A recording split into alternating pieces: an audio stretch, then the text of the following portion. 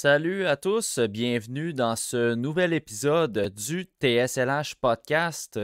Je suis avec Pascal pour cet épisode et on a un menu assez chargé pour cet épisode qui est un spécial sujet Patreon. Encore une fois, on a fait appel à nos membres Patreon pour parler de certains sujets qui les interpellent au niveau des espoirs et même au niveau d'autres sujets qu'on va aborder pendant l'épisode. D'entrée de jeu, on va parler d'un sujet de l'heure qui n'est pas David Reinbacher parce que ça faisait partie des sujets qui nous ont été proposés par nos membres Patreon. En fait, Pascal, le premier sujet à l'ordre du jour, c'est la fameuse information que Marc-Antoine Godin a partagée via Radio-Canada à l'effet que, à l'interne, Yevgeny Volokin était supérieur à Jacob Fowler au niveau du plafond de potentiel. Donc, ça va être le premier sujet qu'on va parler. Évidemment, plus tard dans l'épisode, on va parler de David Reinbacher qui s'en vient à Laval. Au moment d'enregistrer l'épisode, Reinbacher n'a pas joué encore du côté du Rocket. On est jeudi le 20 mercredi. Pas vrai. On revient. Je suis perdu dans mes journées de la semaine. C'est dur, on sort les épisodes. On est mardi le 20 mars au moment d'enregistrer. Donc, non, on est mercredi, t'avais raison au début. On est mercredi, bon. Complètement mêlé.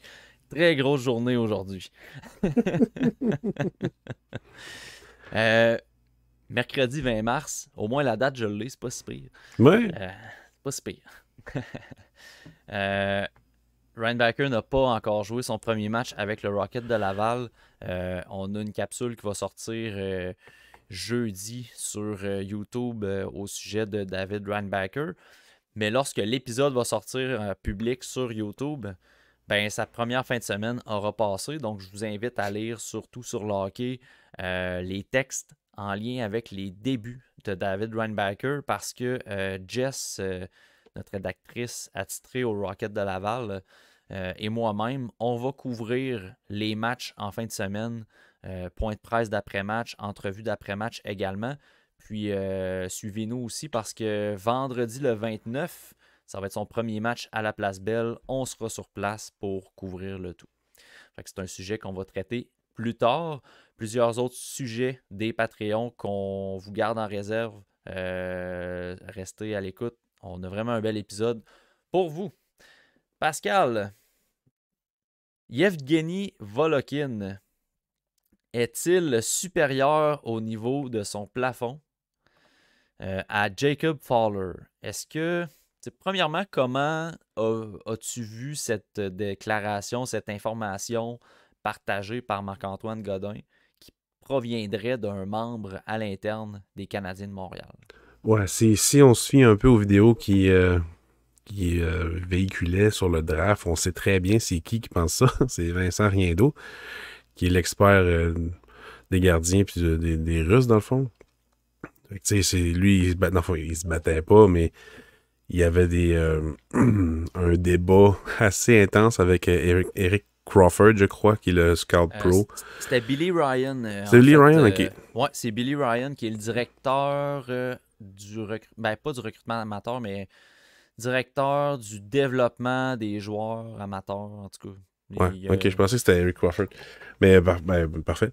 Donc, il y avait un débat assez échevelé entre les deux. Et il a fallu que Jeff Gorton s'implique dans le débat. Puis en fin de compte, les deux, pas que les deux ont raison, mais les deux ont gagné leur pari. Les deux gardiens ont été repêchés. On pense que c'était Volokin que Riendeau parlait. Donc, je pense que la source de Godin, c'est lui. En plus, c'est un Québécois. Puis c'est bien correct. Écoute, ils ont leur propre évaluation à l'interne. Mais l'affaire, c'est que j'ai la misère, moi, personnellement, à voir que c'est le cas. C'est-à-dire que Volokin est supérieur à Fowler à cause de la Ligue, à cause des exploits de Fowler en ce moment. T'sais, on en a déjà parlé, t'en as déjà parlé, en fait, dans les derniers épisodes. C'est-à-dire que Volokin joue pour une des meilleures équipes de la VHL, de la MHL. Tous les gardiens de cette équipe-là ont des excellentes statistiques parce que, justement, dans MHL, les bonnes équipes et les mauvaises équipes, ben, il y a vraiment une bonne amplitude entre les deux. Là. C'est vraiment, il y a un gros écart entre les deux. Puis il y a pas mal plus de mauvaises équipes que de bonnes équipes. Fait que il se ramasse des bonnes statistiques. Mais quand même, on peut pas dire qu'il n'y a pas eu une bonne saison. Il y a une excellente saison, mais il y a quand même un astérix. Pour Jacob Fowler, qui lui aussi joue avec une excellente équipe, mais c'est un contexte qu'on connaît un peu plus. C'est de très haut niveau. Il gagne des prix en ce moment. Fait que, c'est pas mal plus facile pour nous autres Nord-Américains de dire que Fowler a un meilleur plafond. Ça va être dans 5, 10, 25 ans qu'on va être capable de dire qui avait raison. Ben, ce qui est bien, c'est que les deux sont à Montréal. Ouais, effectivement. Puis, tu sais, pour notre propre gouverne et pour celle des auditeurs, Billy Ryan, c'est le directeur à l'évaluation des joueurs et du recrutement amateur. Fait que c'est pas mal lui qui gère le volet recrutement amateur. Tandis qu'Eric Crawford, c'est comme un peu le même titre. C'est le directeur, mais des pro scouts. Fait que c'est ceux qui surveillent les espoirs déjà repêchés et les cibles potentielles pour les transactions. Là. Je regardais en même temps dans l'organigramme du Canadien, puis effectivement, comme tu le mentionnais en privé, il y a eu du changement quand même pas Il y a eu mal. pas mal de changements. Oui, vraiment. La seule Vraiment. place qui n'a pas changé, c'est Martin Lapointe. Oui, effectivement. Ou presque. Mais, tu sais, ben, Serge Boisvert est encore Mais, crossover à ouais, mais l'international. par rapport à Bergevin, mettons, il y a vraiment Oui, beaucoup, beaucoup, beaucoup de changements. Il y a encore Yannick Saint-Pierre, il y a Boisvert, puis il y a aussi Lapointe. Mais ailleurs, sur le terrain, je pense que ça a beaucoup changé quand même. Là. effectivement. Ben, tu sais, pour ma part, Volokin, j'en ai souvent parlé. Fowler, on en a souvent parlé. Moi, ce qui m'a frappé dans cette déclaration-là, dans ces informations-là, c'est à quel point on peut vanter beaucoup Jacob Fowler, on peut vanter beaucoup Yevgeny Volokin. Je trouve qu'il y a des similitudes entre leur développement présentement, puis tu l'as mentionné, c'est le fait qu'ils ont d'excellents clubs devant eux. Fowler a un club moins défensif que Volokin peut avoir en MHL. Faut dire là, que Mamonte Ugri dans la MHL, c'est le club qui donne le moins de buts dans la ligue au complet. Puis on pourrait dire que c'est grâce à Volokin, à Zavragin, puis il y a un autre gardien là, que le nom m'échappe. Mais tu sais, c'est vraiment dans le système de jeu, puis vraiment dans la qualité du système défensif qu'on peut comprendre que cette équipe-là donne pas beaucoup de buts. Puis Volokin a sa part de crédit là-dedans, évidemment. Là. Euh, et puis Jacob Fowler, ben lui, c'est vraiment un club qui est axé beaucoup sur l'offensive, donc la possession de rondelles. Fait que les similitudes, ben, c'est deux gardiens qui sont plus ou moins testés. Il y a des matchs que Jacob Fowler a reçu 30-35 lancés, puis c'était du 4-5, ben, pas 5 buts, mais 3-4 buts. Volokin, les matchs de 30 lancés, c'était plus rare un petit peu. Niveau technique, je trouve que Fowler est supérieur à Yevgeny Volokin, quoique Volokin est il est plus explosif que Fowler, mais c'est parce que Fowler, dans le fond, il n'a pas besoin d'être aussi explosif que Volokin parce qu'il anticipe incroyablement bien. Fait que ça le sauve beaucoup. Moi, personnellement, je vais préférer un gardien comme Fowler parce que son anticipation et son athlétisme lui permet d'être très efficace et très gros devant le filet, tandis que Volokin, oui, est explosif, mais des fois, il va tomber en mode urgence puis en rattrapage dans son déplacement parce que justement, il a trop explosé. Fait que c'est vraiment dans le volet technique. Fait que je donnerais une petite coche à Fowler de plus là-dessus. Mais moi, ce qui m'a frappé le plus, c'est l'énorme manque de respect envers Jakub Dobeš. On dirait que le débat s'est transformé soudainement en Volokin versus Fowler. Puis tu sais, j'exclus Caden Primo de cette discussion-là parce que, à mon avis, il est rendu auxiliaire dans la Ligue nationale de hockey. Fait que son poste, il est plus à perdre qu'à gagner. Mais Jakub Dobeš, je trouve qu'il y a un gros manque de respect. Tu sais, Jacob Fowler, oui, il est très bon en NCAA, puis oui, il est en avance sur le développement de Jakub Dobeš, mais Jakub Dobeš, on peut très bien lui attribuer un mental de fer au même titre que Jacob Fowler. Les deux ont vécu de l'adversité, mais qui est différente. Jacob Fowler s'est fait refuser dans plusieurs clubs. Il a été pris en essai, puis il a gradué vers les meilleurs gardiens de la USHL, est repêché dans la Ligue nationale, se démarque en NCAA. Toutes des choses qu'on a déjà dit. Jakub Dobeš, il a toujours eu de l'adversité avec des équipes moyennes. En USHL, les Lancers d'Omaha, c'était moyen. Son rendement était moyen en début de saison. Il y a eu une progression ensuite pendant la saison. Par la suite, arrive en NCAA, un club avec Ohio State qui est assez moyen également. Tout repose sur ses épaules. Début de saison difficile, grosse progression pendant la saison, grosse progression la saison d'après. Encore une fois, grosse progression la saison d'après. Arrive en Ligue américaine. Petite régression par rapport à sa transition au niveau des professionnels, son adaptation. Il a réussi encore une fois à progresser positivement. Qu'à chaque fois qu'il arrivait quelque chose avec Dobeš, qu'il n'était pas vraiment le même gardien qu'on espérait avoir, il progresse, il s'améliore, il livre la marchandise. Puis dans chaque équipe, encore une fois cette année à Laval, dans chaque équipe qu'il a faite, la pression a toujours été sur ses épaules à lui parce que le club en avant n'était pas nécessairement solide. Puis Dobeš a toujours été en mesure de progresser là-dedans. Fait que oui, Jacob Fowler, il a un mental de feu. Oui, Evgeny Volokin domine en MHL. Puis oui, Jakub Dobeš, peut-être que quand on se fie aux stats, puis qu'on se fie à ses moins bons matchs, disons, on aurait tendance à dire que c'est le troisième derrière Volokin puis Fowler, mais présentement, moi, à mon avis, Dobeš reste le meilleur espoir gardien de but dans cette équipe-là. Là. C'est ton opinion. Mais sérieusement, tu sais, faut donner quand même un gros plus à Dobeš pour ce qu'il a fait cette année, sérieusement. C'est match après match. Oui, il y a des mauvais matchs comme dernièrement contre les Marlies, mais c'est toute l'équipe au complet qui s'est pas présentée. C'était son troisième de la semaine, tu sais. Ben oui, puis quand t'as une équipe qui est aussi jeune, ben tu peux pas demander trop au gardien de but non plus. Là. Fait que surtout que dernièrement, il a quand même volé des matchs. Là. Fait que le contexte à Laval n'est pas facile. Il est pas mal plus difficile que tous les autres contextes de tous les autres gardiens. Là. Primo, c'était pas facile, mais surtout sur le mental. Sur la glace, il joue pas beaucoup. Fait que, c'est pas un contexte qu'il faut qu'il gagne. Mais Laval, faut quand même qu'il progresse, faut qu'il gagne pis tout. Fait que, non, je suis quand même d'accord avec toi que niveau caractère, Dobeš, il peut pas vraiment s'en vouloir. Il y a vraiment un bon esprit combatif. Puis pour avoir eu la saison qu'il a eu, ben moi personnellement je suis vraiment content. Puis c'est vraiment un bon pour son pedigree, sérieusement. C'est loin d'être mauvais. Puis tu sais, Primo, quoi, il va prendre la transition avec Montembeault, ils vont être là 2-3 ans, mettons le tandem. Dobeš va être avec Fowler pendant un bout, Volokin va être arrivé dans le portrait éventuellement. Fait que tout ça, ben, c'est juste positif. Là. C'est devenu potentiellement une des meilleures positions du Canadien en ce moment. Puis c'est pas juste sur un fucking gardien qui a un salaire de 10 millions. C'est sur 5 gardiens qui sont encore jeunes quand même puis qui se développent encore. Fait que Montembeault, il est parfait dans son rôle. Mais il vole trop de matchs, mais il est parfait dans son rôle. Ça, on va pouvoir en reparler dans le bilan du CH.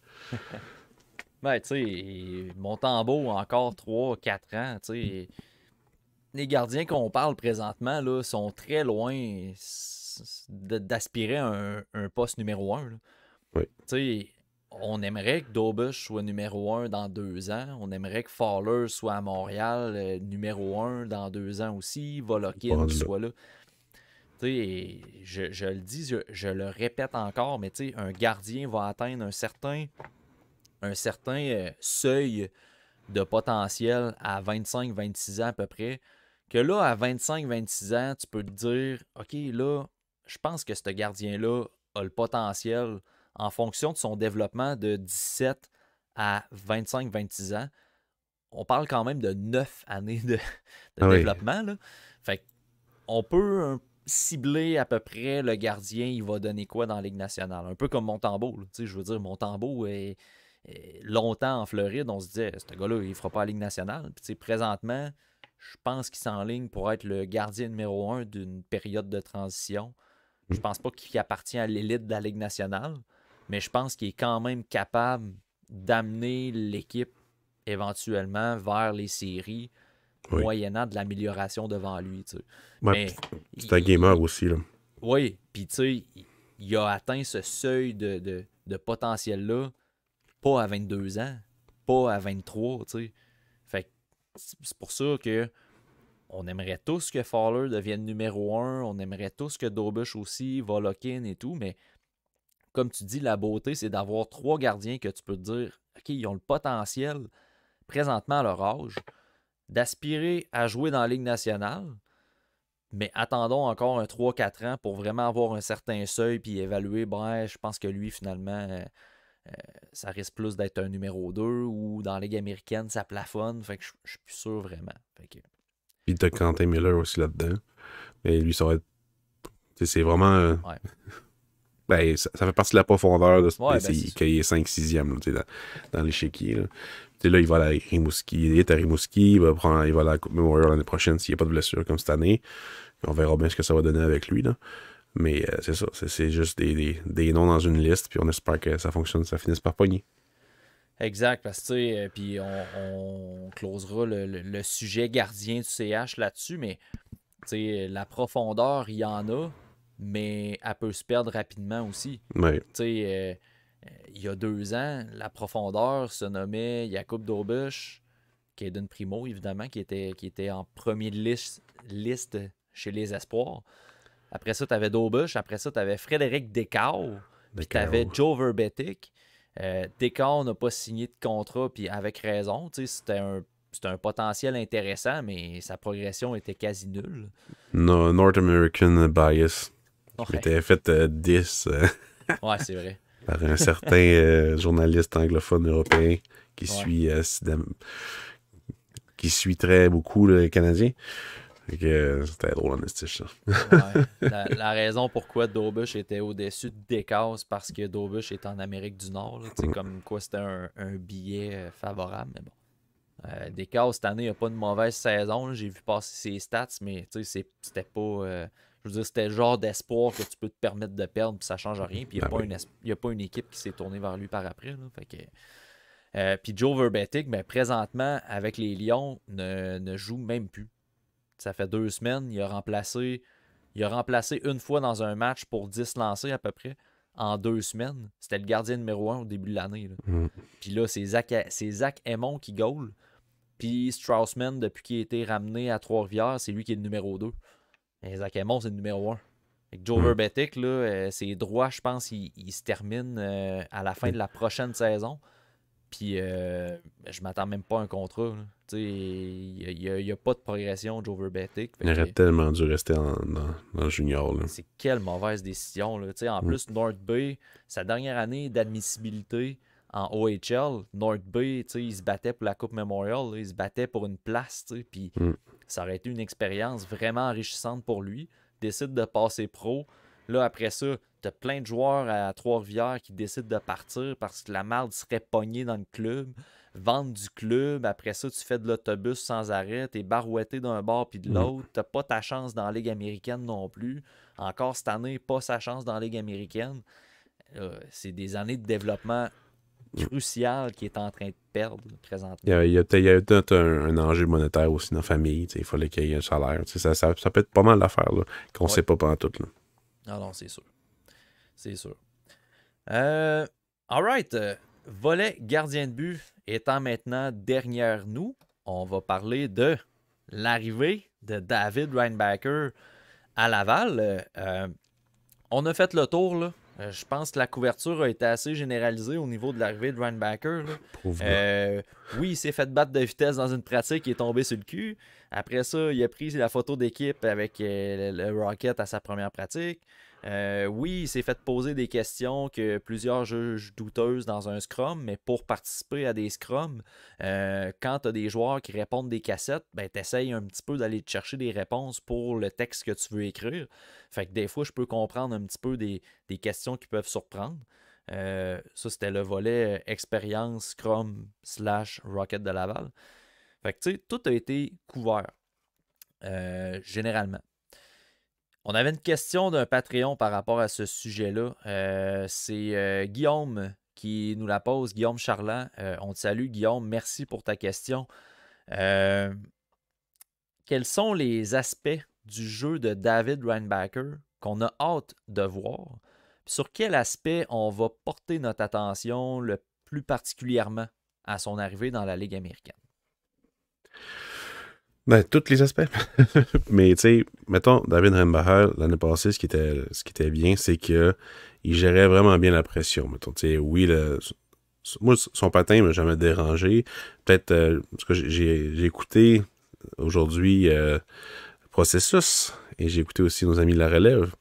Et il y avait tous les deux des analyses différentes de Reinbacher, mais les deux s'attendaient pour dire quand même que la mobilité de Reinbacher, excusez, il veut se faire appeler comme ça, est un peu problématique en ce moment.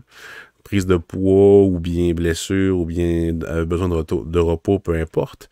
Mais moi, j'ai hâte de voir justement cette mobilité-là dans un contexte de petite glace. Parce que une des problématiques des fois que les défenseurs européens, comme par exemple Norlinder, quand il était en Suède, c'est que quand un défenseur a besoin de tout l'espace à la glace pour faire ses jeux, pour avoir le temps de faire ses jeux ou bien pour éviter la pression, c'est problématique, c'est un red flag.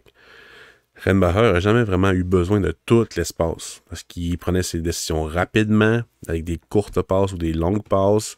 Mais cette année, c'était plus difficile parce que l'équipe était de la merde. Vraiment. Il réussissait quand même à faire des sorties de zone. Vanout, justement, il avait fait je pense une vidéo, ou bien il avait fait une publication sur Twitter sur les sorties de zone. Reinbacher, c'était un des meilleurs dans la ligue. Mais pour les entrées de zone, l'équipe était à chier. Fait que, peu importe ce que tu fais, si ton équipe n'est pas capable d'aller dans la zone adverse, ça donne rien. T'sais. Fait que, moi, je crois que cette année, ça a quand même bien été à ce niveau-là pour justement éviter la pression puis se sortir, mais c'est vrai que c'était pas aussi fluide. Bon, est-ce que il traîne encore sa blessure de début de saison? Est-ce que c'était qu'il avait besoin de repos? Et quand même, il a joué beaucoup. Moi, personnellement, surtout en fin de saison, parce que je trouve pas que à son retour de blessure, qui était tant taxé que ça, mais en fin de saison, ça a été plus difficile. Puis, veut pas, même s'il était à des milliers de kilomètres, l'aspect de distraction de Montréal et ce qui se passait dans la deuxième ligue, et est-ce que je vais jouer fin mars à Montréal, ou bien il va falloir encore que je joue une relégation et tout, mais je pense que ça a joué. Je pense que ça a joué, ça allait pas trop vite dans sa tête, mais il y avait peut-être pas 100%. Tu sais, quand tu as un athlète de haut niveau, là, une niaiserie peut faire que ton exécution n'est pas là. Puis je crois que ça a joué. Il y a probablement plus de demandes d'entrevues à partir de janvier, plus de demandes d'entrevues, plus de recruteurs du Canadien qui viennent parler, ou de journalistes aussi, puis qui vont y parler de Montréal, quand est-ce que tu vas finir ta saison. Tu sais, c'est comme dans sa tête à lui, je vais finir ma saison, puis on verra après. Mais veut pas, c'est sûr qu'il pensait. Fait que je pense que sur la glace, ça a eu un impact. Et à quelle proportion, je sais pas, mais je crois quand même que ça a joué un petit rôle sur sur cet aspect-là que moi, je trouvais que c'était une des meilleures l'année passée au niveau de la défensive. Je trouve ça intéressant que tu amènes le point de la grandeur de la patinoire. Parce que dans la question à Guillaume, il y avait un sous-volet qui parlait justement de ça. Guillaume nous demandait, tu sais, qu'on entend souvent qu'il va devoir s'adapter à la grandeur de la patinoire, mais concrètement, c'est quoi les changements qu'il doit apporter pour s'ajuster rapidement? Faudrait me demander, mais non, dans le fond, le fameux scan qu'on rit souvent, c'est la prise d'information, puis à quelle rapidité que tu vas prendre ta décision, réagir, trouver les options. Tu sais, mettons, si on en regarde, on va de lointain, là. Mike Commissarek, mettons. OK? Aller chercher la rondelle dans le fond de territoire, prendre l'information, mais lui, les options pour relancer le plus facilement l'attaque, c'était quoi? Par la bande, puis c'est aux attaquants, aux ailiers, d'essayer de trouver la rondelle à récupérer. Pour Markov, c'était quoi?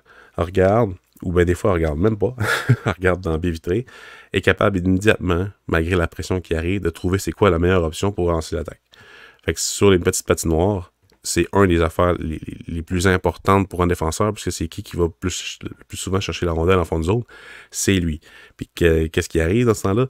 La pression adverse qui arrive. Fait que, tu sais, pour les petites patinoires, c'est ça, mais c'est aussi, les lignes de passe sont plus serrées, le jeu en avant du filet, il est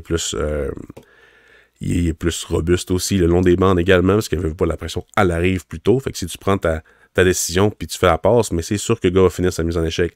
En Suisse, en Finlande, en Suède, ça va arriver, mais c'est pas mal moins élevé. Fait que, tu sais, il y a ça aussi, il faut que tu t'adaptes à te faire frapper pas mal plus.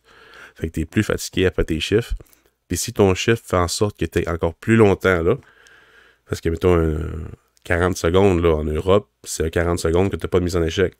Mais un 40 secondes qui devient un 50 secondes, un 60 secondes en Amérique du Nord, tu vas avoir une, deux, peut-être trois mises en échec que tu vas avoir reçues. Fait que ça peut être difficile pour une recrue. Mais il va être protégé par ses entraîneurs, j'imagine. Mais c'est ça.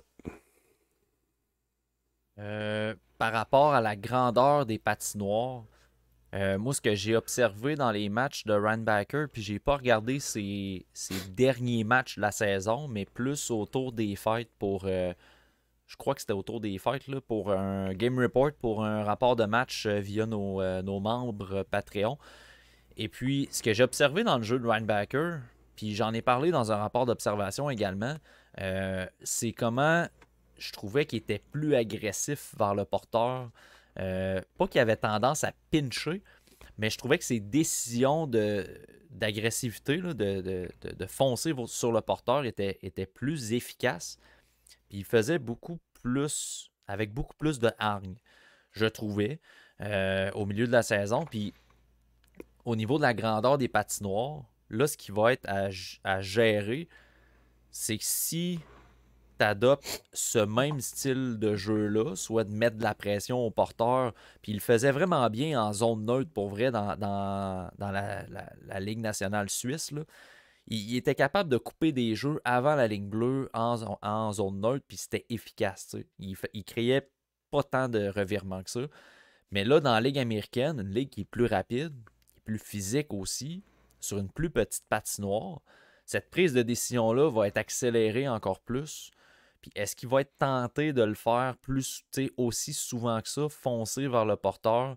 Je suis moins convaincu un petit peu. Fait que ça va être de voir comment il va gérer justement ce dosage d'énergie-là et d'agressivité-là sur le porteur, là. En fin de saison, avec le nouveau coach, le nouveau coach, les avants étaient plus loin, les défenseurs, donc il était moins backé. Fait qu'il pinchait pas mal moins. Puis quand il le faisait, ben ça pouvait créer des surnombres ou qu'il se faisait contourner, il ratait son jeu, peu importe. Fait que, tu sais, il calcule quand même assez bien, mais ça a quand même enlevé une bonne partie de son jeu en défensive, tu sais, pour le contrôler le gap puis tout. Fait que, puis, tu sais, en offensive aussi, pour les petits patinoires, ben, t'as un temps de réaction qui est moins rapide. Si t'es pas un talent incroyable en offensive, comme Hambacher, c'est pas un talent incroyable en offensive, ben, faut que tu arrives à trouver tes routines d'échapper dans le fond de la bande pour être capable d'occuper le milieu de la zone, le long de la ligne bleue.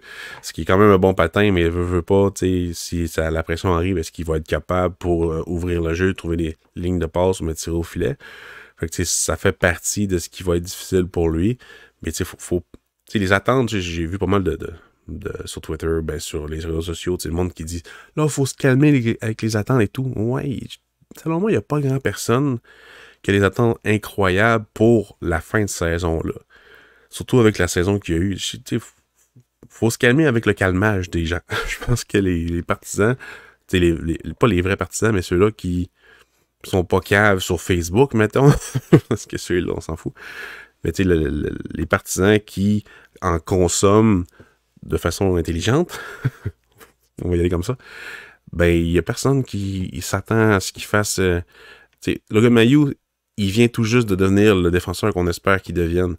Je pense que le monde est conscient que ça peut prendre 2-3 ans, là. Fait que, tu sais, je pense pas que... Oui, la pression est là, mais je pense qu'elle est moins pire que ce que le monde pense. dans les partisans. Vraiment. Je pense que Renbarra s'en met pas mal plus que ce qu'on peut faire, là.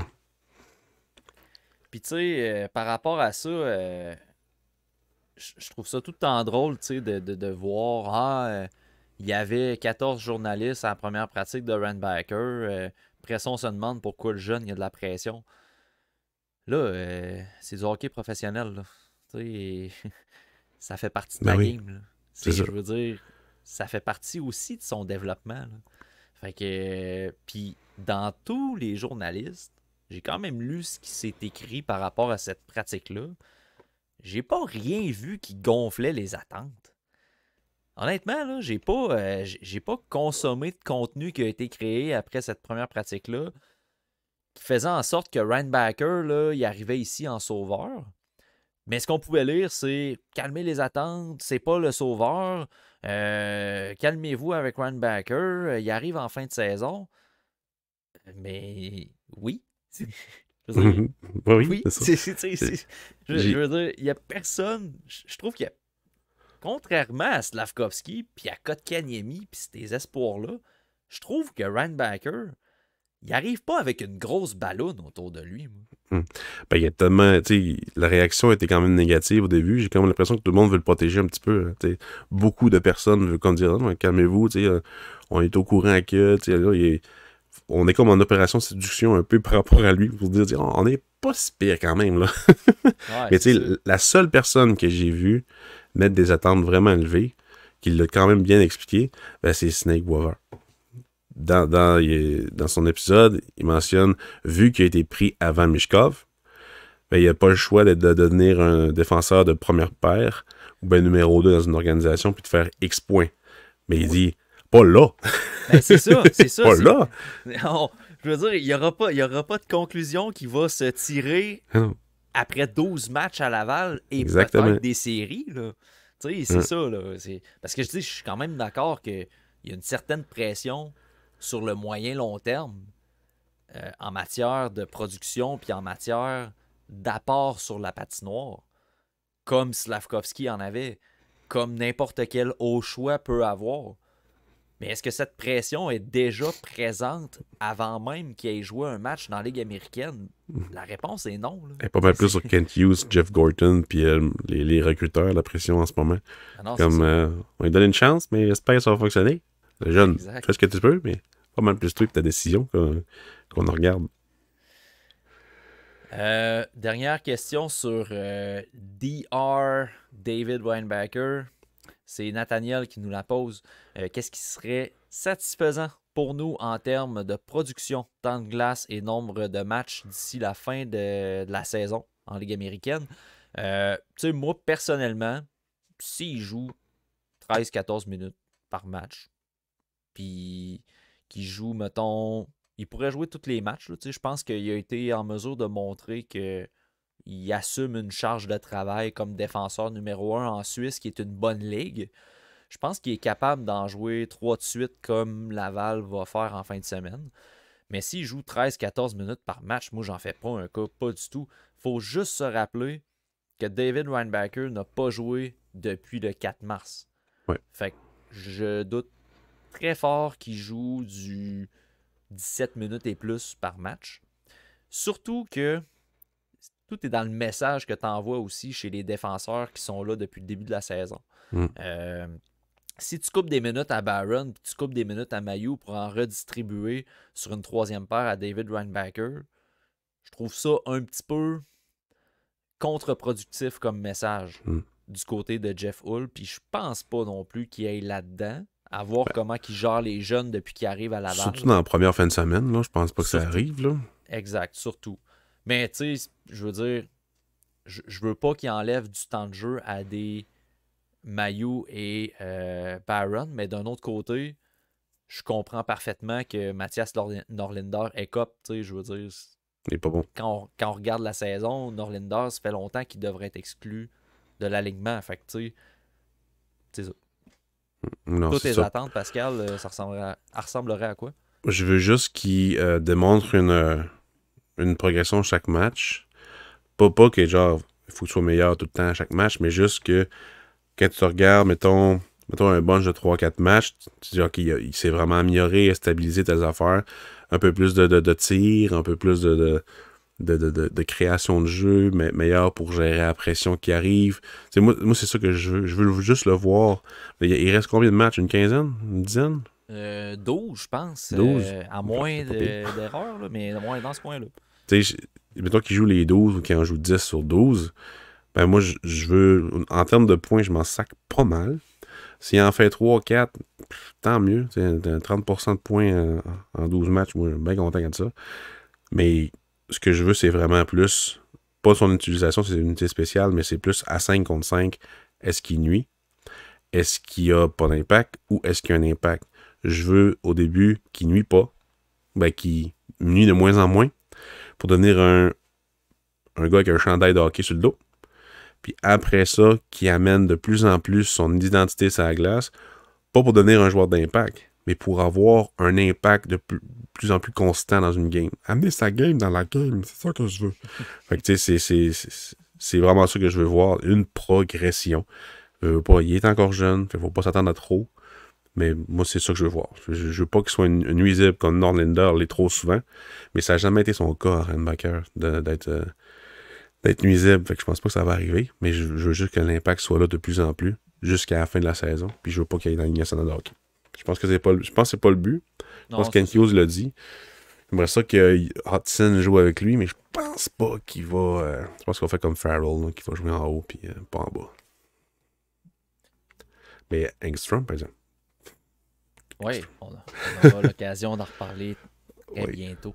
Euh, Moi, je conclurai avec Reinbacker que si il est en mesure d'effectuer des bonnes transitions, qui occupe bien la zone neutre, qui se fait pas prendre sur ses pivots, tu sais, là, on va me dire, hey, tes attentes sont très minimales. Ben oui, mes attentes sont minimales. Parce qu'il y a une adaptation à la patinoire à faire. Puis Faut qu'il se déjà, protège. si en 12 matchs, exact, tu viens de mettre un point, Pascal, il y a une adaptation à faire sur 12 matchs. Puis si l'adaptation à la patinoire et au jeu physique, comme tu mentionnes, qui est capable de se protéger, puis qui est capable de faire le ménage adéquatement devant le filet, ce sera déjà ça de gagner. S'il Mm. finit avec aucun point en 12 matchs, je m'en contre-sac. Mm. Honnêtement. Non, je veux juste pas qu'il se fasse démonter. Ça, t'as raison. C'est une autre affaire que. Mais ça, il va l'apprendre sur la glace, il va l'apprendre sur le tas. Tu sais, c'est un gars quand même assez physique. C'est pas Sider, comme certains le disent. Mais c'est un gars qui est capable d'être physique. Mais cette année, je l'ai pas vu bien. Pas vu beaucoup l'aspect physique. Je pense qu'il Non, s'est moi non vraiment plus. plus concentré sur l'exécution avec la rondelle, qui a pas été facile à cause de l'équipe.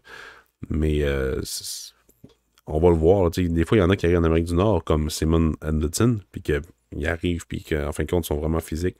Peut-être qu'il va développer ça, puis que ça va stabiliser son jeu. Ce serait vraiment le best. Mais je m'attends pas à ça par tout. Il n'y a pas l'air d'un gars agressif, là. Du tout. Il a l'air d'un petit nourson. Alright. Prochain sujet. C'est encore une fois Nathaniel qui nous avait posé la question avant l'épisode. Donc, merci beaucoup, Nathaniel, pour ta question. Euh, Quel joueur voyez-vous quitter la NCAA ou l'Europe ou la CHL? On a ciblé un joueur à parler rapidement. Donc, quel joueur voyez-vous quitter une de ces ligues-là pour venir aider une équipe en fin de saison ou en série? Quels sont ceux qui auront le plus d'impact? On parle d'une arrivée chez les pros, fait que, Ligue américaine ou Ligue nationale. Moi, j'ai écrit avant le podcast sur un Alexei Kolosov, qui est gardien de but chez les Flyers de Philadelphie.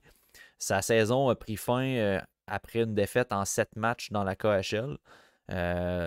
Puis Philadelphie, depuis que Carter Hart est parti, statistiquement donne beaucoup plus de buts, perdent plus de matchs, ont une fiche vraiment moins bonne.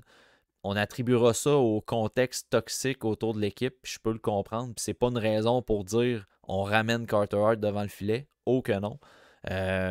Mais je pense que Kolosov pourrait arriver dans la Ligue nationale parce qu'il a signé un contrat d'entrée et il a été prêté à Minsk, au Dynamo de Minsk. Puis le DG a mentionné que lui, il voyait aucun problème à ce qu'il aille dans la Ligue nationale ou dans la Ligue américaine pour le reste de la saison. Puis pour la saison prochaine, ils en discuteront. Fait que ça serait un joueur, Alexei Kolosov, gardien de but des Flyers de Philadelphie, qu'on pourrait voir arriver en renfort d'ici la fin de la saison. Pascal, de ton côté, tu nous as parlé de Adam Engstrom, espoir du CH à surveiller pour le Rocket. Oui, oui, Engstrom qui, je crois, ils ont gagné leur série à 2-3 en huitième de finale, dans le fond, la première ronde. Là, ils sont en deuxième ronde, puis je crois que c'est un 3-5, si je me souviens bien, mais je peux me tromper, évidemment. Écoute, c'est sûr que je le vois à Laval direct, puis même l'année prochaine aussi, mais je pense que je suis pas le seul, puis que les Canadiens sont habitués d'avoir des défenseurs suédois qui choke, fait que tout le monde a peur un peu de Adam Engstrom, mais ce qu'il faut penser de Engstrom, c'est que quand je parlais tantôt qu'un défenseur a besoin des grandes glaces pour être bon, ben c'est complètement le contraire pour Engstrom. Il y a une mobilité vraiment, vraiment bonne. Il y a un excellent bâton qui a travaillé beaucoup cette année. Quand tu disais que Rennbacker était plus agressif sur le porteur, mais c'est exactement ça pour Engstrom cette année. Je le trouve vraiment, vraiment proactif pour mettre de la pression sur le porteur, pour mettre son bâton pas dans ses jambes, mais sur le bâton. Le bâton dans le bâton. Pour le contrer, le neutraliser, pour l'amener le long de la bande. Je trouve il n'est pas plus physique. Ça n'a jamais été un gars physique malgré son gabarit. C'est pas un gars qui joue énorme, mais il utilise beaucoup ses attributs pour dans le fond, neutraliser l'adversaire ou même créer de l'offensive. Puis ce profil-là chez Canadien est pas tant présent. Harris n'est pas comme ça. Strubble n'est pas comme ça. Mailloux n'est pas comme Engstrom. Engstrom est meilleur en défensive au même stade, c'est-à-dire qu'avant d'arriver dans la nationale de hockey, dans la Ligue américaine, Engstrom était meilleur avant que Mailloux y arrive. Bref, l'année passée, Mailloux, puis Engstrom cette année. Engstrom est meilleur au niveau défensif. Bref. Il y a Hudson, qui est très offensif, mais le patin puis le gabarit d'Engstrom est meilleur. Fait que, je dis pas que le potentiel d'Engstrom est meilleur, mais je suis très emballé quand même de sa saison avec Rogla. Parce qu'en plus, il joue à droite. Puis il a été excellent à droite, même en défensive, pour relancer, pour trouver ses coéquipiers. Fait que, est-ce qu'il va avoir un impact? Je pense que ça va être pas trop long qu'il va en avoir un avec Laval, s'il arrive à temps, parce que je veux pas, 12 matchs, c'est pas long là, pour Laval. S'il arrive, peut-être qu'il va jouer juste 2-3 matchs, ou bien qu'il va aller à Montréal, ça pourrait arriver aussi, là. Mais j'ai vraiment hâte de voir ce gars-là en Amérique du Nord, parce qu'il a le profil parfait pour que ça fonctionne, même depuis son année de repêchage. Son année de repêchage, il était avec le Kirimaki, il était avec Haslund et le défenseur Odelius. Puis c'est lui dans quasiment toutes les catégories qui avait les meilleures statistiques avancées. Fait qu'il m'a amené, faut quand même que tu reconnaisses, même si je suis pas un fan, là. Puis ben, il fait juste continuer sur sa lancée, puis excellent en SHL depuis 1 an et demi. C'est pas un sure shot, là, mais pour une troisième paire dans la ligue, il est pas si loin que ça, je crois. Fait que ça serait vraiment le fun qu'il joue quelques matchs en Amérique du Nord d'ici la fin de la saison, mais si ça arrive pas, c'est pas grave. Parce qu'il joue à un très haut niveau en série pour une excellente organisation. Puis sa première paire en plus. C'est ça. Dans le thème des Suédois, on a Jonathan Lekkerimäki, qui a plusieurs rumeurs qui l'amèneraient en Amérique du Nord sous peu. C'est un espoir qui, à sa saison après le repêchage, a vécu plusieurs difficultés au niveau des blessures, mononucléose, commotion également, je pense, de mémoire. Fait que ça a été un petit peu difficile là, pour Lekkerimäki après sa sélection par les Canucks de Vancouver. Mais cette année, très très grosse saison dans la SHL. Un des très bons joueurs de sa formation. Est-ce que tu crois, Pascal, que, advenant le cas qu'on amène Jonathan Lekkerimäki du côté de Vancouver avant la fin de la saison, est-ce que tu crois que c'est un joueur qui pourrait se greffer à l'alignement principal ou on préférerait l'envoyer dans la Ligue américaine puis prendre notre temps avec ce joueur-là? Ben, être plus prudent, c'est toujours une bonne idée. je crois. Il n'y a pas le profil typique d'un gars qui va être full physique. Là. Il est 5 et 11, 172, genre. Fait que je sais pas s'il serait capable de vraiment toffer les matchs des séries. On le saurait assez rapidement, mais c'est clair que c'est une petite carte cachée. Genre le 13e attaquant que tu fais jouer une fois de temps en temps, puis que si il décloche, ben t'es capable d'avoir la production sur l'avantage numérique parce que ça serait ça son rôle, c'est sûr et certain, l'avantage numérique, parce que veut pas, il y a tout qu'un shot. Puis cette année, ça a été une très bonne saison pour lui, pour la création offensive, puis le shot et tout. Même sa mobilité s'est améliorée encore plus, fait que c'est vraiment bon. Mais je le ferais commencer dans la ligne américaine, personnellement. Là. Juste pour voir. Ouais, puis, tu sais, dans le fond, l'année passée, il jouait dans la Allsvenskan. Il a terminé avec 9 points en 29 matchs. C'était une saison assez difficile pour lui. Cette année, il jouait à Örebro dans la SHL. 31 points en 46 matchs, dont 19 buts. Sa formation a été éliminée au 8e de finale, donc il est disponible pour venir en Amérique du Nord. T'sais, moi, je pense qu'on gagnerait beaucoup plus à l'envoyer dans la Ligue américaine. Je pense que les Canucks ont un bon club. Puis ce qui manque particulièrement, c'est pas vraiment l'Ekerimaki qui va l'apporter dans l'alignement. Les Canucks, présentement, ils ont une petite baisse au niveau du rendement dans la Ligue nationale, mais c'est pas parce que il manque un marqueur de but, mettons, là, tu sais. Puis je vois pas vraiment l'intérêt d'amener l'Ekerimaki sur un 4e trio dans la Ligue nationale pour dire on amène notre meilleur espoir dans l'équipe et tout ça. Fait que je pense pas que la Ligue nationale soit nécessairement l'avenue à prendre. Je regarde le classement présentement. Je crois qu'Abbotsford est dans la discussion pour les séries. Là. Ça va être serré. Là. Ils sont un peu dans le même bateau que le Rocket de Laval. Fait que, tu sais, s'il y a un renfort à donner du côté de l'Ekerimaki, je crois plus que c'est dans la Ligue américaine pour vivre une autre fois une course aux séries parce que les 8e de finale en SHL, ben, c'est pas un play-in, mais presque. Là. C'est un 2-3, puis la course contre la montre est courte pour rentrer en série. Fait il y a le momentum de ça pour aller justement aider Abbotsford dans la Ligue américaine. S'il n'y avait pas eu les blessures, je pense que Liam Egelin aurait pu s'en venir d'Amérique du Nord avec Minnesota. Sont plus dans le portrait des séries Minnesota, mais ils sont sur le bord. Ils sont sur le bord, mais tu sais, dans la Ligue américaine, ils sont même pas proches des séries. Là, ouais, c'est ça. J'aurais aimé ça, mais tu sais, Fargestad, avec qui Egelin joue cette année, là, ils vont jouer contre Rogla. Les enfants, ils ont fini premier. Puis ils ont sauté les 8e de finale. Fait qu'ils jouent directement en 2e ronde. Puis ils jouent contre Rogla qui sont 9e. Les autres sont premiers. Fait que là, c'est sûr qu'il va y avoir des bonnes séries. Là. J'ai hâte de le voir, lui, dans les prochains matchs. Parce qu'il a joué une vingtaine de matchs à cause d'une blessure. Est-ce qu'il va être là l'année prochaine? Je détesterais pas ça, mais ça serait pas si grave s'il serait pas là. Justement à cause de ce qu'il y a eu comme saison. Là. Mais checkez-les bien. je fais du pouce sur les espoirs du Wild parce que t'en parles. Danila Yurov ne viendra probablement pas donner main forte au Wild pour le reste de la saison. Contrairement à Marat Kusnudinov, son comparse russe qui a rejoint l'équipe. Yurov a signé ou il y a des rumeurs? C'est des rumeurs, puis tout le monde s'attend à ce qu'il signe. J'espère que ça sera pas 2 ou 3 ans, parce que ça ferait chier. Là. Ouais, c'est sûr. Mais tu sais, Yurov, c'est le genre de joueur que, justement, dans la KHL, il a commencé par jouer des 5 minutes, 6 minutes. On se souvient, à son année repêchage, on capotait.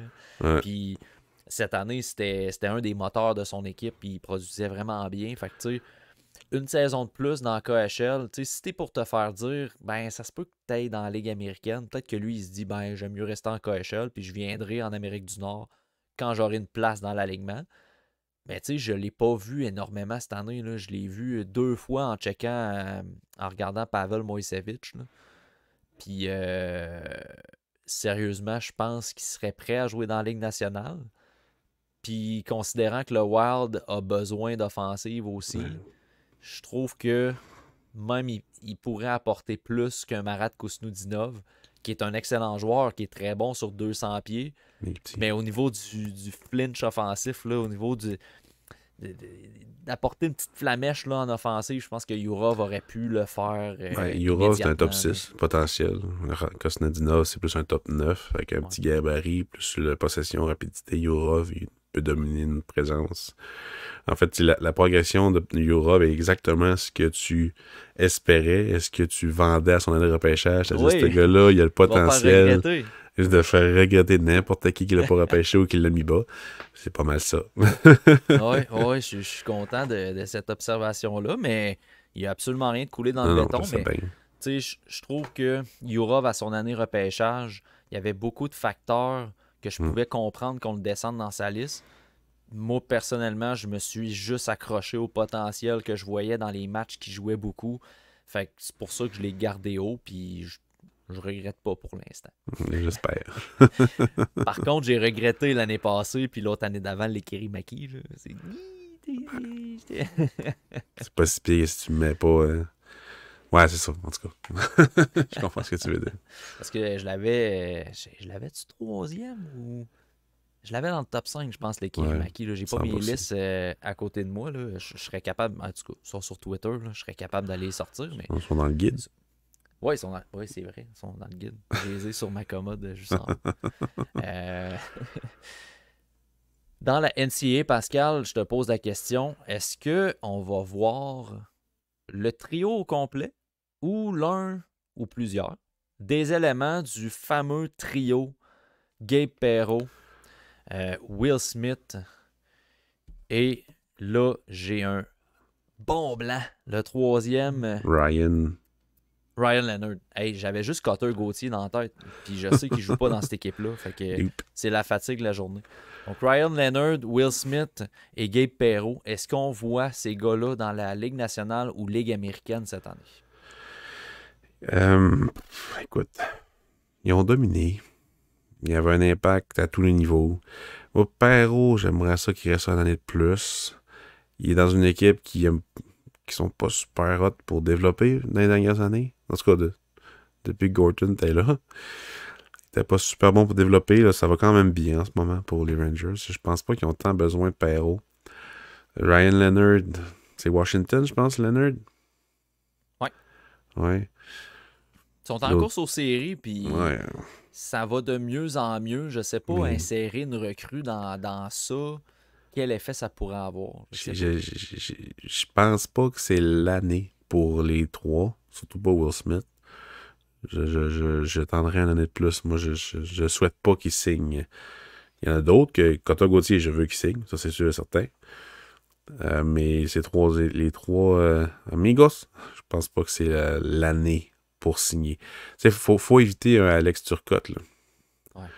C'est qu'il aurait dû rester une année de plus, même si c'était à Wisconsin. Oui, ils dominent les trois ensemble dans NCAA, mais je pense pas que c'est tant mauvais de jouer une autre année dans NCAA pour dominer.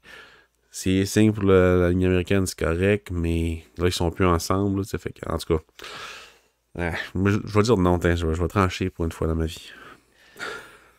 Moi, je pense que Gabe Perreault, c'est Ligue américaine. C'est pas un poste dans la Ligue nationale. Fait que, après ça, Ryan Leonard... Il serait capable, c'est sûr. Peut-être pas cette année, il serait capable, mais es-tu prêt pour la Ligue nationale? Je sais pas. Prêt pour un 82 matchs dès l'année prochaine? Je sais pas. Puis Will Smith, moi, je regarde les Sharks aller, puis je veux même pas signer là tout de suite. Là. Pas tout de suite. Je pense qu'il va signer, là, mais en tout cas, je leur souhaite. Là. Mais tu sais, à Boston, l'équipe est jeune aussi.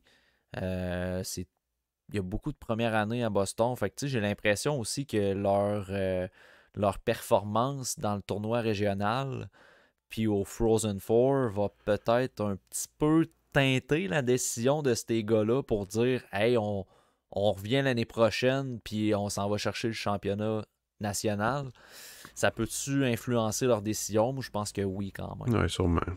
Ouais, je leur souhaite de faire une année de plus en NCAA pour vraiment être sûr d'être prêt. Ça presse pas là, pour les trois équipes qu'ils ont repêchées de les mettre dans la ligue. Fait que c'est ça. Puis si on pousse l'idée plus loin, parce que tu as parlé de Cutter Gauthier, que lui, on peut s'attendre, puis tu souhaites aussi qu'il signe avec les Ducks d'Anaheim, est-ce qu'un certain rugueux McGroarty pourrait signer pour les Jets de Winnipeg sans nécessairement les rejoindre dans la Ligue nationale, mais du moins aller aider Manitoba dans la course aux séries dans la Ligue américaine? Moi, je pense que oui. Je pense qu'il y a le style pour jouer là. C'est pas qu'il n'y a plus rien à faire dans NCAA, mais c'est pas nécessairement une place qui va, je crois, qui va faire prendre le next step là, pour lui, un peu comme Gauthier. Là, je crois qu'ils sont rendus à jouer un peu plus haut. Puis j'espère que ça va se faire dans les prochaines semaines pour McGroarty. Là. Sinon, c'est pas la fin du monde non plus. Là. Mais je crois qu'il va faire le saut l'année prochaine. Écoute, je regarde la fiche du Moose, du Manitoba, puis dans les 10 derniers matchs, l'équipe a une fiche de 9-1. Fait que le momentum est là au Manitoba pour accueillir un joueur qui peut t'aider dans ce dernier stretch de la saison puis rentrer en série fort. Fait que je pense que McGroarty pourrait effectivement être un bel ajout là, dans la Ligue américaine là, pour l'organisation de Winnipeg. Puis on va terminer avec un joueur de la CHL, Pascal, pour ce point-là. C'est une bonne question, puis une longue question, fait qu'on prend le temps d'y répondre. Même qu'on pourrait sortir plein d'autres noms de joueurs, mais on s'est concentré sur certains pour question de logistique et de pertinence. Mais Dalibor Dvorsky, dans la CHL, très grosse saison pour l'espoir des Blues. Puis, tu me disais en privé avant d'enregistrer que, considérant qu'il a été repêché en Europe, peut aller dans la Ligue américaine et y jouer l'année prochaine. Fait qu'on peut-tu s'attendre à voir un Dalibor Dvorsky, que ce soit dans la Ligue nationale ou dans la Ligue américaine? Je lui souhaite. Puis on a oublié aussi Jimmy Snuggerud. Oui, bien sûr. Oui, c'est vrai. Qui probablement va signer s'il reste du temps. Mais oui, moi, Dvorsky, je le vois limite dans la Ligue américaine dès l'année prochaine. Si on est capable d'avoir des petits hints de lui dans la Ligue nationale de hockey d'ici la fin de la saison, parce qu'il y a toute qu'une saison, on va se le dire. Là. Mais il risque d'aller quand même loin en série. Là, ça, avec... j'ai un blanc aussi.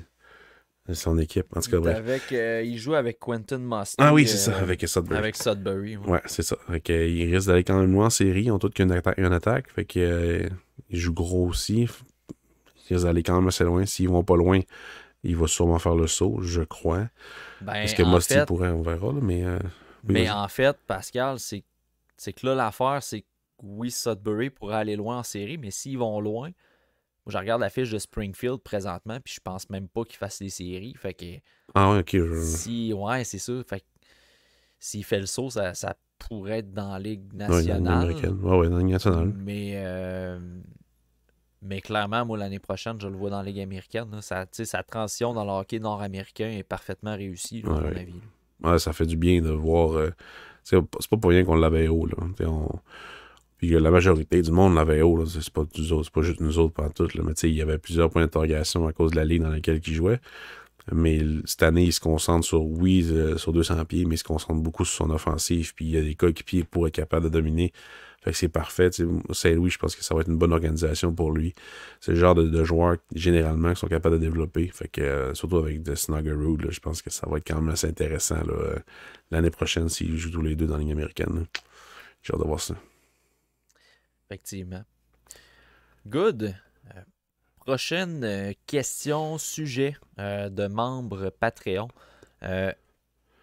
Question qui peut se répondre rapidement quand même. Quel type de joueur prenons-nous pour démarrer une franchise? Et dans les exemples cités dans la question, est-ce qu'on préfère bâtir autour d'un centre two-way, un attaquant de puissance, un marqueur naturel, un corps arrière en défensive, un défenseur complet, un gardien de but élite, un joueur d'énergie rugueux? Pascal, quel type de joueur on prend pour démarrer une franchise de la Ligue nationale? Le contraire de Bergevin. Le gardien de but, c'est pas C'est pas genre secondaire, mais C'est ton dernier morceau de puzzle. Ouais, c'est ça. Je commence vraiment par un centre. Un centre pas tout loin. Je préfère un centre fabricant de jeu qui va contrôler l'action de 80 et plus au niveau des points. Puis un défenseur carrière. Et je pense que c'est les deux morceaux les plus importants, selon moi. Surtout si le défenseur est droitier. Je crois que c'est les plus modernes, là. Je pense que c'est les grosses affaires. Tu sais, si mettons tu regardes en ce moment qui fait ça, souvent c'est par comité. Fait que, mettons tu regardes la Caroline, ils ont tellement des joueurs. Dallas, ils ont tellement des joueurs qui produisent, ils ont des bons joueurs élites. Ils ont du monde, il y a genre 8 joueurs de 50 points, ça n'a aucun sens, là. Fait que si tu regardes juste ça, c'est parfait. Mais si tu regardes, mettons, Edmonton, à quel point ça a été long, parce qu'il y avait 2 joueurs de 100 points plus, puis il n'y avait pas de défensive, pas de goaler. Fait que tu peux pas mettre toutes tes œuvres dans le même panier. Puis je crois que le Canadien est en train de suivre l'exemple de la Caroline puis de Dallas, c'est-à-dire comité, un top 6 très solide, mais là, le Canadien top 6, il n'est pas complet tout, mais tu as au moins 3 joueurs ou 4 joueurs qui peuvent jouer là avec Yoel Armia. Fait que tu sais, c'est comme, selon moi, je commence avec 100 défenseurs, mais après ça, c'est pas juste ça.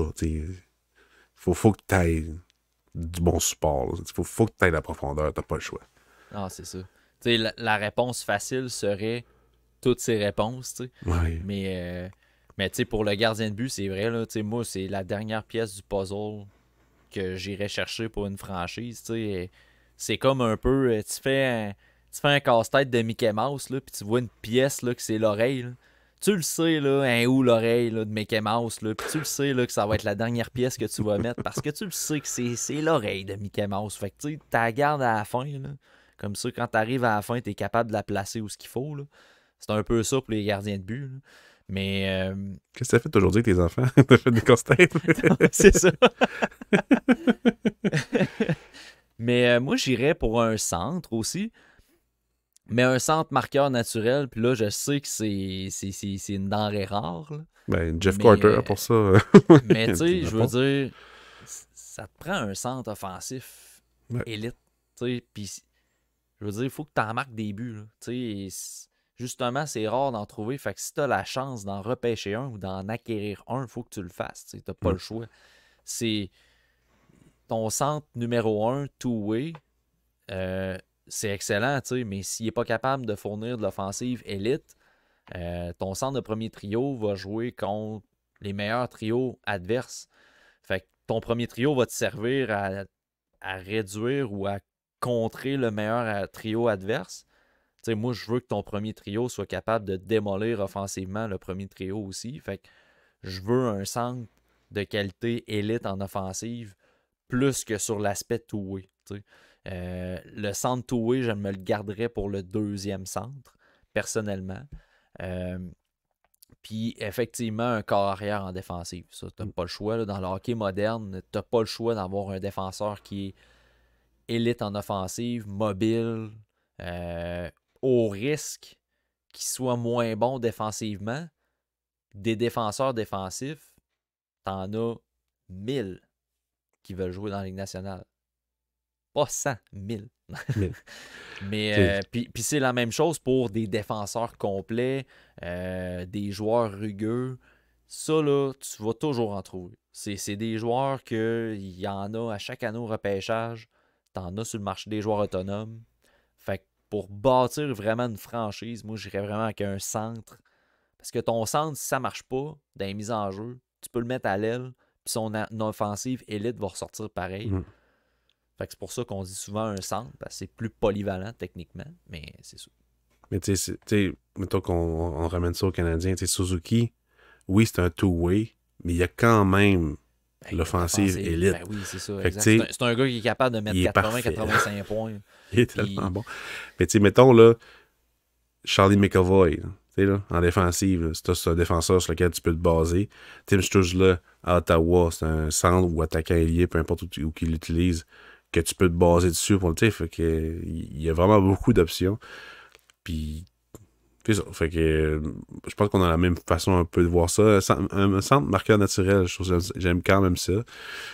C'est pas c'est vrai que c'est une denrée rare. Mais tu sais, un centre écoute, un centre 40-40, serait-tu beau un peu? En tout Ben, quand t'as la chance d'avoir un Connor Bedard ou un Macklin Celebrini ou un Sidney Crosby ou un Connor McDavid, c'est sûr que ça serait plus facile de répondre à cas. cette question-là, mais Hmm. Quand tu reconstruis pendant 2 années, puis tu te ramasses avec Conor Bedard puis Macklin Celebrini, hein, ça me fait royalement chier. c'est ça. Exact. Si tu veux qu'on fasse. Un peu dans le même thème, il y a Guillaume Villeneuve qui nous demande euh, quel est notre processus pour observer un espoir. C'est quoi on évalue en premier, puis c'est comment ça se passe notre processus pour classer les joueurs pour nos listes de repêchage. Écoute, je regarde ce qui se dit ailleurs. Non, tu sais, la première affaire que je regarde chez un espoir, c'est est-ce que je ris quand je le regarde? Non, c'est vraiment. Tu sais, la prise de décision demeure la chose la plus importante. Le gabarit, oui. Le shot, oui. Mais c'est vraiment. Quand il y a la rondelle, est-ce qu'il identifie la bonne option plus souvent qu'autrement? Moi, c'est vraiment ça. Puis, est-ce qu'il prend des chances? Est-ce que c'est le bon moment ou qu'il prend des chances? Tu sais, mettons, tu regardes Logan Mayo. Okay? Ce qui me faisait peur, c'est tu es en désavantage numérique, ton équipe, elle fait de changement de trio, puis tu montes la POC pour essayer de marquer. Écoute, là, dans le junior, ok, ça peut marcher parce que tu as le gabarit et tu es rapide. Mais est-ce que c'est le bon timing? Non! Fait que c'est une des premières choses. C'est comme le timing pour la décision que tu vas prendre. Est-ce que c'est la bonne chose? Est-ce que c'est dur à évaluer? Ça dépend le contexte. Parce qu'en Europe, à cause des grandes patinoires, des fois, la prise de décision est surévaluée parce qu'ils ont tellement de l'espace, surtout pour les défenseurs, que t'as tout le temps l'impression qu'ils prennent la bonne décision. Mais il faut t'amener le contexte puis tout. Mais moi, c'est vraiment la prise de décision sous pression ou pour l'attaque et tout. C'est vraiment ça que je regarde en premier. J'essaie le plus possible de favoriser les joueurs. J'allais dire je pense que c'est un anglicisme, là, mais qu'on est. Ben, j'allais dire projectable, mais non, Ouais. ça se dit pas, là, mais qu'on est capable de projeter dans la Ligue nationale. Fait que oui, la prise de décision, mais aussi est-ce qu'il est capable d'assumer le jeu physique. Tu sais, j'ai classé, puis je me rappelle, là, Matthew Savoy, je l'ai classé 3e à l'époque sur ma liste. Puis c'est un petit joueur, mais moi, ce que j'avais vu de lui, je pense que c'était dans la USHL quand il avait joué là pendant la Oui. pandémie. Avec Euh, Dubouk. ouais, c'est un gars qui était capable de donner des coups d'épaule, puis tu sais, même dans la WHL, qui est une ligue quand même assez physique, c'est un gars qui était capable d'assumer le contact dans le trafic, en plus d'afficher des qualités offensives élites. Fait que c'est pour ça que je l'avais classé Mm. haut. Mais tu sais, je dis pas nécessairement que le gabarit, je le favorise. Parce que l'exemple est là, tu sais, Savoy, c'est pas un gars de gabarit, puis je suis capable de reconnaître ses qualités offensives, mais aussi le fait qu'il est capable d'assumer le jeu physique et tout. Fait que c'est beaucoup quelque chose qui va jouer dans mon classement. Euh, tu sais, puis mon processus d'observation, tu sais, si je vais vraiment dans le technique, là, je dirais que pour ma liste préliminaire, je vais regarder beaucoup de chiffre by chiffre, puis je vais me focuser uniquement sur le joueur pour aller regarder technique de patin, les mains, le tir, toutes les habiletés individuelles un petit peu. Je vais me prendre des notes là-dessus. Puis après ça, une fois que ma liste préliminaire est faite, ben pour le mid puis pour la fin de saison, je vais regarder vraiment ces choses-là plus en détail. Fait que prise de décision, la progression en même la saison, et puis sa capacité à gérer le jeu physique, l'impact qu'il y a sur la patinoire. Fait que tu sais, pas que je délaisse les habiletés individuelles, mais quand tu regardes un 5-6 matchs en début de saison, les habiletés individuelles, demeure habituellement sensiblement la même chose pendant la saison. Fait que quand ça c'est canné, après ça, tu peux voir l'évolution pendant la saison. C'est ce qui Ouais, fait que les exactement. listes fluctuent un petit peu. Là, tu sais. Ouais, tu sais, il y a tellement des aspects, là. Ah oui, ben oui, C'est c'est quand clair. tu parles, oui, comme tu disais, la prise de décision, parfait. Mais est-ce qu'il est capable de toffer la pression?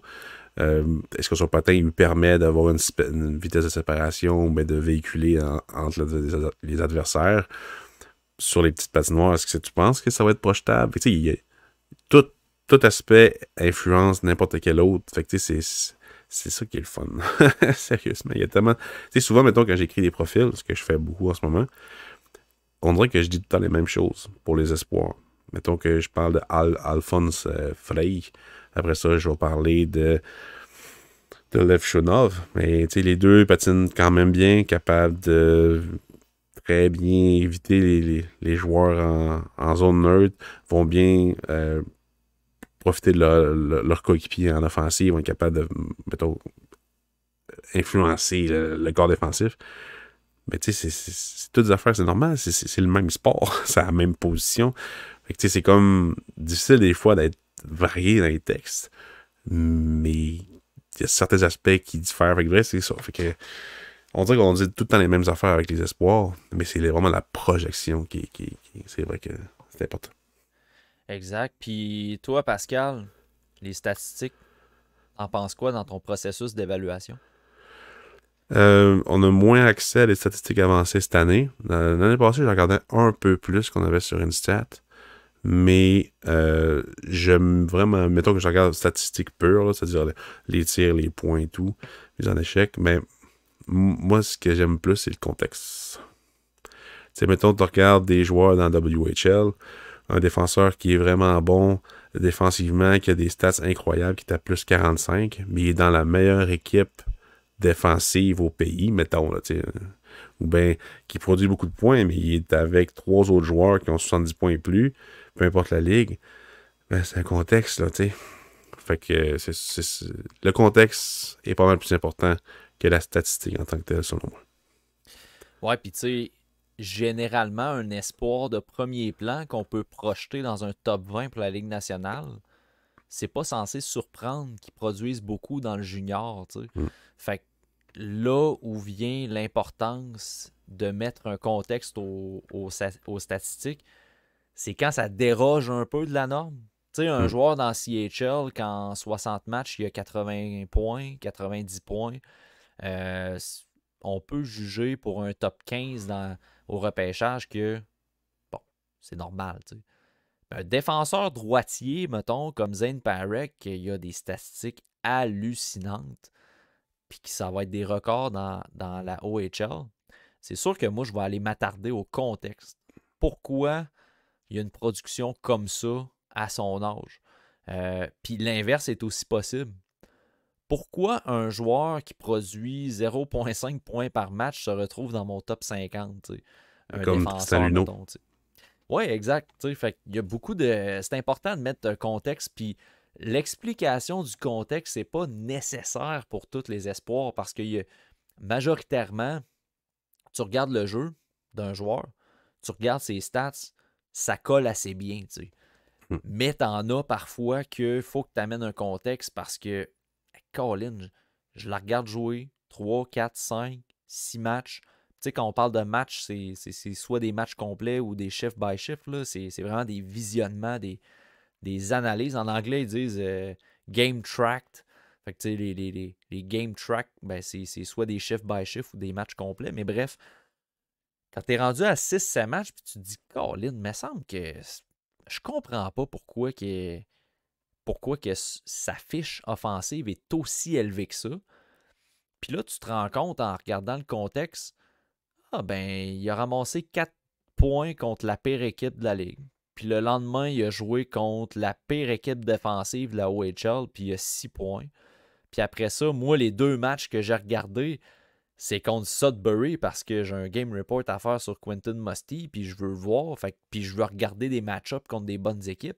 Colin, il n'y a pas un bon match, tu sais. Fait que là, t'en viens à te dire, produis-tu juste contre les bonnes équipes, les pas bonnes équipes, puis contre les bonnes équipes, il est moins bon? Ben, tu sais, C'est un peu ce qui est arrivé avec Jordan Dumais, dans le fond. Moi, j'avais fait l'exercice sur le site pour expliquer la production offensive de Jordan Dumais. Puis c'était quand même pas flagrant, mais c'était explicable que sa production offensive contre les équipes maritimes était nettement supérieure. Puis Halifax était dans une division beaucoup plus faible que ce qui se faisait ailleurs.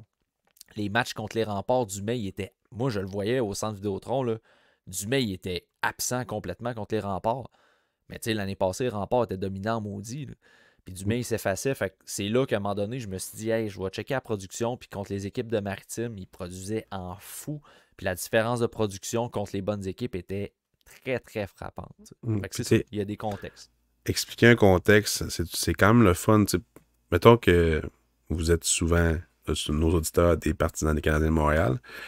Avoir expliqué la progression et le contexte de Slavkovski cette année à quelqu'un qui fait juste troller sur Twitter ou bien juste qui comprend pas, mettons, s'il regarde ton Tim Stützle, il était repêché telle année, puis il est vraiment bon. T'as Slavkovski, qu'on dirait qu'il progresse pas s'il regarde juste les stats, mettons. Mais là, tu vois, OK, non, tu comprends pas. L'année passée, il y a une blessure. Oui, il était perdu sur la glace, mais cette année, maintenant, il y a comme eu quelque chose qui s'est passé, puis il a trouvé sa game, il va pas mal plus au filet, il crée de l'offensive par rapport dans le trafic pour ses coéquipiers, il joue sur le premier trio, puis il domine pas, mais il joue tellement bien sa game. C'est la même affaire que vous autres quand vous regardez les Canadiens, puis vous défendez, mais vous analysez un joueur pour l'expliquer à un partisan Maple Leaf qui veut juste vous faire chier. c'est un peu la même chose, parce que nous autres, quand on parle d'espoir, constamment, pas du monde qui veut nous faire chier, mais constamment, on est challengé. Puis il faut expliquer. Des fois, on va devant ça, puis on fait juste expliquer pendant un podcast. Puis c'est rare qu'on se fait challenger par nos auditeurs, parce qu'ils sont smart. Mais ça arrive vraiment souvent qu'on se fait challenger. Il faut expliquer les contextes. C'est la chose qui explique souvent tout. Mais quand la personne est complètement fermée au contexte, fait juste regarder les chiffres, ça peut être problématique. Exact. Prochaine question, Pascal. Cette question-là me fait rire, pareil. Puis on va en parler. Là. C'est pas tabou, rien. C'est Cédric qui nous l'a posé sur Patreon. Merci Cédric pour ta question. Très gentil, mais la réponse risque d'être courte pareil. Pascal, on a-tu déjà reçu des offres pour être recruteur dans une équipe? Non, ça m'intéresse pas. J'ai déjà reçu des offres de sites ou bien d'organes de scouting pour être ce que eux appellent un scout, mais c'est juste un passionné qui regarde du hockey. Parce que c'est pas une équipe qui participe à une activité de repêchage, donc c'est pas un scout. Bref. Coucou à nos pas un scout. Mais non, j'ai pas eu d'offre d'importe quelle équipe pour devenir un recruteur, pour participer à une activité de repêchage. Puis ça m'intéresse pas même. Parce qu'il faut que tu commences en bas de l'échelle. J'ai 36 ans. Puis en bas de l'échelle, ça veut dire du midget 3 ou du junior. Ça veut dire tout le temps dans ta voiture. Et non. Avec 4 jumeaux, c'est impossible de faire ça. Puis ça m'intéresse pas. J'aime vraiment mieux faire ce que je fais là, avec un boss pas trop tyran, avec mon podcast et tout, parce que dès que tu deviens un scout, oublie ça, le podcast. Fait que moi, personnellement, j'aime vraiment mieux ce que je fais là.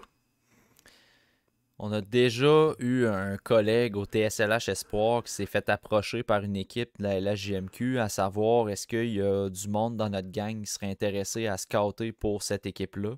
Puis la réponse a été non. Fait que tu sais, on le dit de façon transparente. Là. C'est pas une offre personnalisée, genre Mathieu Paradis de TSLH. Veux-tu devenir recruteur? Pascal, veux-tu devenir. C'était plus. On s'est fait approcher généralement, mais ça n'a pas donné suite. Là. Puis, tu sais, moi, c'est pareil. Tu sais, je suis vraiment pas. Je suis pas là, mais pas pantoute. Là. J'aime ce qu'on fait. J'aime observer les espoirs pour ma connaissance, pour développer une spécialité dans le hockey ou tout ça. Ça sert beaucoup à TSLH aussi. Mais j'aime beaucoup regarder les espoirs aussi pour créer du contenu. Parce qu'à la base, moi, je suis un blogueur. Et quand je suis rentré surtout sur le hockey, c'était pour écrire des textes de hockey. Puis là, on a trouvé une niche qui nous permet de créer du contenu original. Puis je pense qu'on le fait de façon rigoureuse, puis on offre la meilleure qualité qu'on est possible, qu'on peut faire en fait, la meilleure qualité possible. Fait que ça, pour moi, ça vaut plus cher qu'une job de recruteur à je sais pas combien ça gagne, là. Mais clairement, Junior, c'est temps partiel. C'est moins que ce que je gagne sûrement dans mon travail. c'est ça. Fait que c'est ça. Mais c'est gentil de poser la question, Cédric, Oui. mais non, on n'a pas. Il n'y a pas eu d'offre formelle pour ça, puis on n'est pas à la recherche d'emploi non plus dans le domaine. Non, c'est pas quelque chose que j'aspire non plus. Avant-dernière question, mais la dernière question se répond super rapidement, puis ça va être notre conclusion. Dans le fond, je vais utiliser la dernière question Patreon pour pour notre conclusion, en fait. Question plus pour Pascal, parce que j'en ai pas fait de liste cette année-là. Les bons coups puis les moins bons coups de la liste 2020 pour Pascal.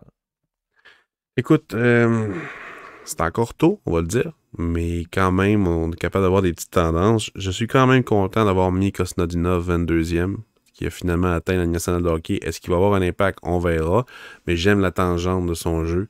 C'est toujours un espoir que j'ai apprécié à cause de sa vitesse, même s'il était petit. Il est bon sur 200 pieds, c'est pas un gars qui a peur du trafic et tout, donc j'étais quand même content de l'avoir tôt. Je suis content d'avoir Shakir Mokhmadouline assez loin dans ce repêchage-là. Je sais qu'il était repêchage-là. Je sais qu'il était repêché 20e. Moi, je l'avais dans mes mentions honorables, je pense. Moi, je pense qu'au début de l'année, je l'avais quand même assez dans top 32 ou pas loin. Mais écoute, à chaque fois que je le regardais jouer, j'étais comme, il n'y a rien. Fait que je suis bien content de ne pas l'avoir mis très haut dans ma liste. Écoute, si mettons j'avais à penser à des joueurs, ben j'avais le chum André, 32e, qui a commencé quand même à jouer dans la Ligue nationale de hockey. Je suis content pour le chum André. Pour ceux qui nous écoutaient beaucoup en 2020, le chum André, c'est comment que moi et Max Larouche, Larchie, on appelait Émile. C'est pas Émile, excuse-moi, c'est Émile Andréas, c'est ça. Fait que le chum André, je sais même plus comment il s'appelle, je l'appelle juste le chum André. Fait que je pense que ce serait ça. Mon pire coup, mettons, ce serait Yann Michak, 16e. Ne me dérange pas de le dire. Je pense que il a eu de la misère à s'adapter à la ligne américaine. Son offensive s'est pas traduite. Quand il est arrivé à sa dernière année junior, il était utilisé sur un troisième trio, puis ça l'a nuit un peu. Il est allé avec le rôle, puis il a joué pour l'équipe, c'est bien correct. Mais on dirait qu'il s'est jamais repris nécessairement après ça. J'avais Goulet 21e, je pense qu'il pourrait être plus tôt que ça dans ma liste. C'est pas un mauvais coup nécessairement, parce que j'avais quand même mes raisons. Mais c'est ça, Mercer 14, je suis très content. Fait Est-ce que je me trompe ou à l'époque, tu avais Seth Jarvis quand même assez haut? Oui, j'avais 9e. Seth Jarvis, il est sorti 14, je crois. C'est un bon coup, ça, par exemple. Seth Jarvis, qui rapidement a été un joueur d'impact avec les Hurricanes à Caroline. Oui. Il est sorti 13e, ouais. J'étais content, il était tellement bon, sérieusement. Le nouveau junior, il était bon aussi en défensive. Il amenait vraiment beaucoup de chaos en offensive. Puis c'est quelque chose que j'aimais beaucoup. Et Alexander Holtz, que j'avais quand même assez tôt. J'avais 6e, il est sorti 7e. Tout le monde l'avait haut. C'est pas vraiment un bon ou un mauvais coup comparativement à la masse, mettons. Mais ce gars-là commence à être utilisé un peu dans le national de hockey. Commence à avoir un peu d'impact. Fait j'ai quand même hâte de voir comment ils vont l'utiliser. Je pense qu'il va être échangé pour acquérir des joueurs. On verra bien. Là. Mais tu sais, Lucas Raymond, je l'avais 4e, il est sorti 4e. Ça, c'est un joueur que j'aimais bien. Mais tu sais, mettons, est-ce que, tu sais, si on regarde là, 4 ans plus tard, oui.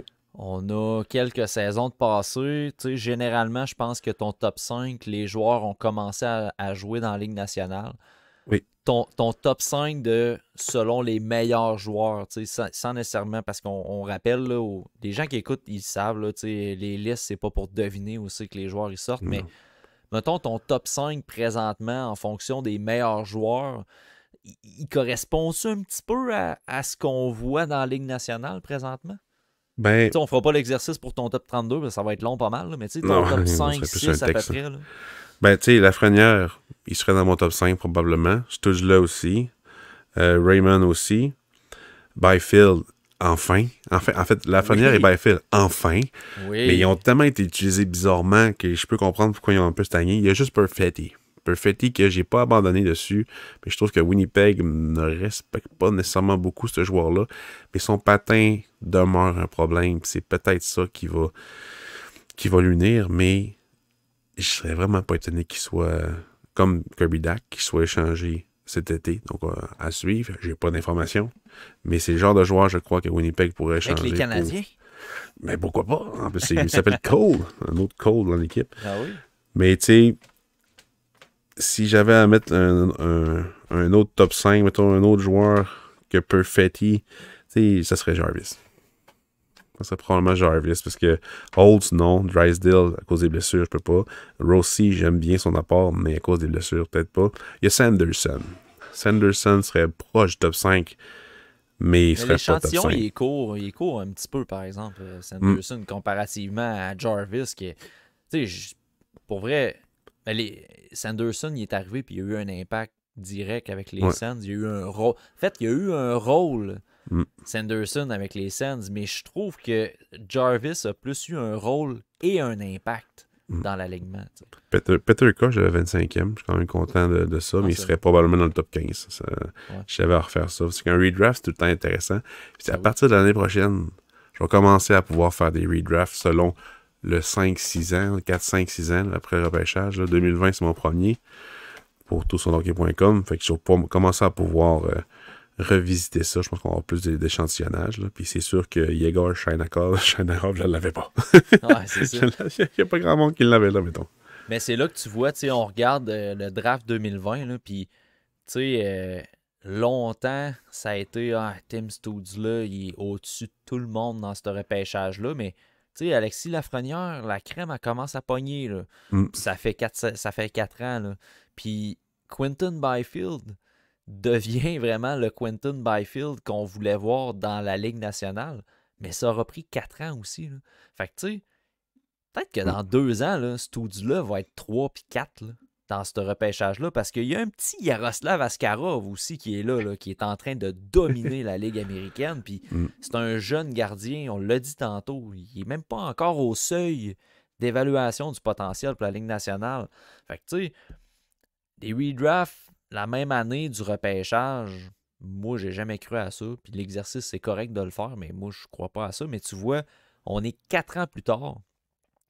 Puis déjà, tu sais, le top 5 en redraft peut être modifié, mais moi, je vois des joueurs présentement qui sont encore en train de riser comme étant les meilleurs de leur cohorte. T'sais. Ils s'en viennent proches des meilleurs de leur cohorte. Fait que, c'est ça. Dans 2-3 ans, là, on va avoir un pas pire échantillon, je pense, pour ce draft-là. Puis il faut pas oublier Brock Faber aussi. Qui, deuxième ronde, qui quand il joue un rôle incroyable à Minnesota. Oui, effectivement.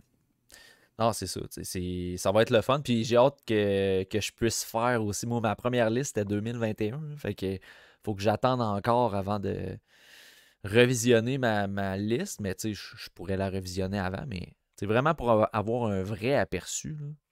Là, je vais encore attendre. Parfait. Dernière question, puis c'est un petit peu la conclusion de l'épisode. C'est Marc Paré qui nous la demande. Est-ce qu'on va faire un live pour la loterie et pour le repêchage? C'est pas vraiment une primeur. C'était évident qu'on allait faire un épisode en direct pour le repêchage. Couverture complète avec le TSLH podcast.